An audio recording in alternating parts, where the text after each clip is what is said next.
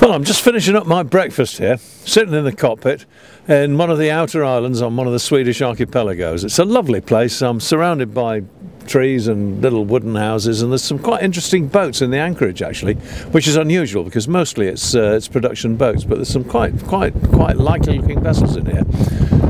However, plastic, that's a dirty word nowadays, isn't it? And well, I'm sitting here in a plastic boat, but I've got to say, in my defence, I've done 40 years of service to the cause of wooden boats, plundering the forest, of course, you might say. And my plastic boat is recycled. She's quite old and she's had loads of owners before me, so there you go. Now, I really want to talk about the actual plastic that we live with all the time. I'm not talking about throwing the little things into the sea and spoiling the environment and all that. There's better men than me can talk about that. I'm just talking about the way I like to live, really. And look at this. This is what I've just had my sandwich off. I've got a lovely loaf of bread there that Ros cooked yesterday. It's perfect, come out fine. And I've just had a Marmite sandwich to finish up my breakfast. And I've had it on a wooden plate. I don't like plastic plates. There's something nasty about eating off plastic, however well disguised it is.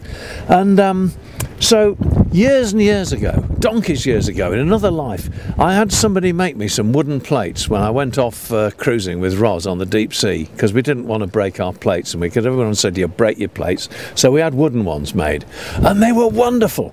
They are full of advantages. First of all, they don't break. Secondly, if you drop them over the side, they float and you can go back for them. Good bit of man overboard practice.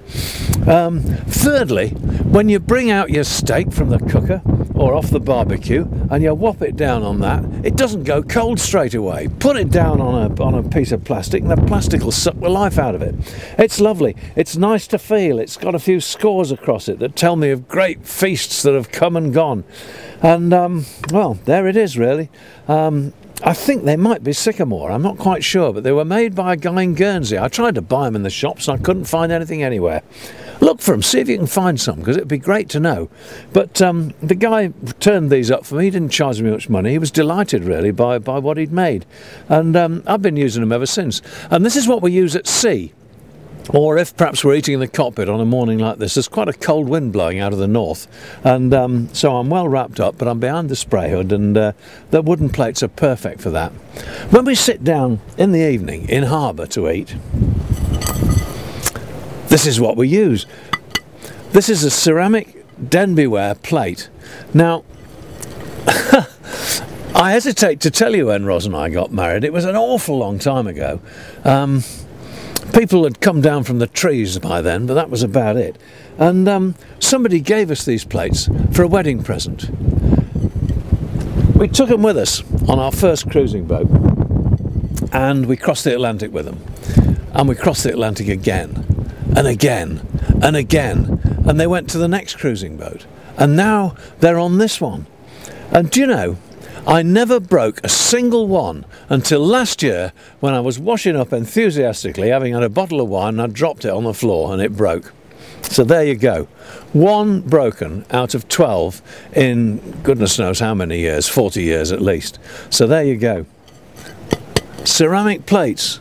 Get a decent place to stow them on the boat so they can't fall out, and enjoy eating off them all the time when you're in harbour. It's a real delight. I've got a complete set. I've got little ones as well for my tea. Mugs. It's a sad man that drinks out of a plastic mug. This one, all our mugs have got something to say about them. Everybody has his own mug on this boat and her own mug, and that's handy too, because it means you don't have to wash them up all the time. Quick swill, put them back in the rack, and that's it when you're at sea, because you know which mug you're going to get next time. And I'm going to get Old Glory here, Old Ironsides I should say, the USS Constitution.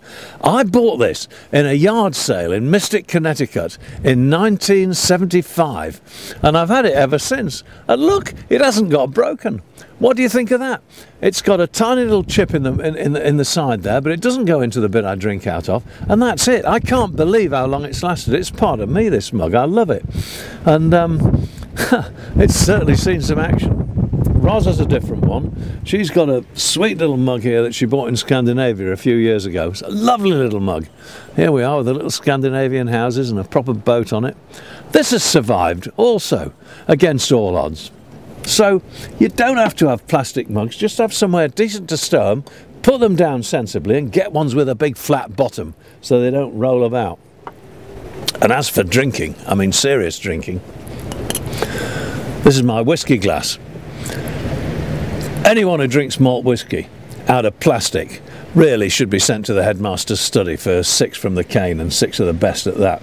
It just won't do, will it? You've got to drink it out of glass.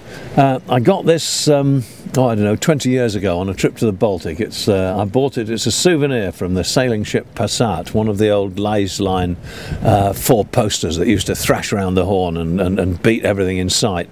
Built in Germany, bomb-proof.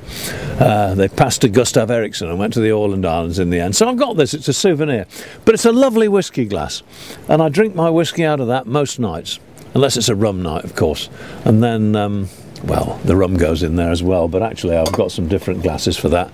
And I drink my wine out of wine glasses as well. Just get rid of the plastic. It's miserable stuff. It really is. It's not nice for the environment. We can't help it with the boats. We're really stuck with those for the time being. Somebody will come up with something better sooner or later. But for the time being, that's what it is for most of us. But don't let's have any more plastic on the table. And don't let's have it at sea either. Even my chopping board, look at that, that's not plastic, it's an old wooden whale. It was made for me by a lady in America, donkeys years ago. And there's the loaf, which is where we came in. So that's it really, that's my kit. Thought you might enjoy it, I thought I'd like to share that with you. It's a sort of call to arms really. Let's stamp plastic out, let's have nice things around us, things that feel nice, touch nice and are a joy because they're full of memories.